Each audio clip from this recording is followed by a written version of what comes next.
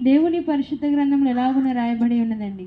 మన అతిక్రమ క్రియలను బట్టి అతడు గాయపరచబడెను, మన దోషములు బట్టి అతడు నలుగగొట్టబడెను, మన సమాధానార్థమైన శిక్ష యావత్తును ఆయన మీద మోపబడెను అని యేసు క్రీస్తు వారు పొందిన శిలువ మరణమును గూర్చి దేవుని గ్రంథము సాక్ష్యం ఇస్తుందండి. యేసు క్రీస్తు వారి నోట ఏ కపటమును లేదు. ఆయన పాపము ఎరుగనివాడు.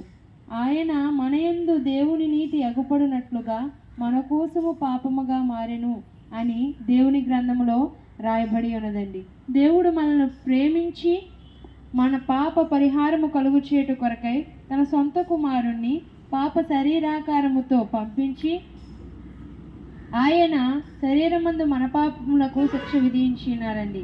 మనము దేవుణ్ణి ప్రేమించితమని కాదు కానండి, దేవుడే మనల్ని ప్రేమించి తన పిల్లలమైన మనలను పాపము నుండి విడిపించుట కొరకై